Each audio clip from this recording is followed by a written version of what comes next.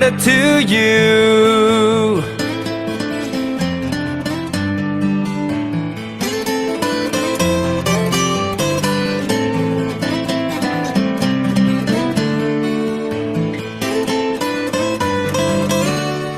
On this day all together we'll be, and we'll all sing for your birthday. 1, 2, 3, we blow out the candles. Happy birthday to you. Happy birthday to you. And happy birthday to you.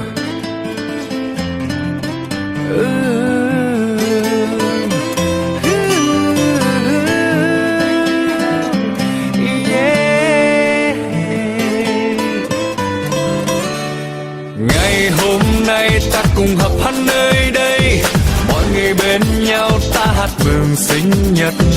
1, 2, 3 ta cùng thôi tắt nên Happy birthday to you. On this day all together we'll be, and we'll all sing for your birthday. 1, 2, 3, we blow out the candles. Happy birthday to you. Happy birthday to you. And happy birthday to you. Yeah. Come on!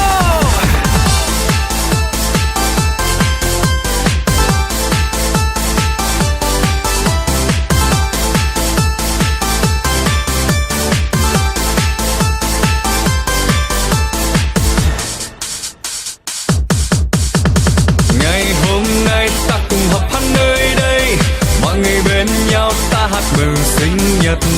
1, 2, 3 ta cùng thôi tắt nên Happy birthday to you.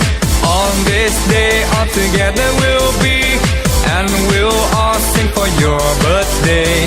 1, 2, 3, we blow out the candles.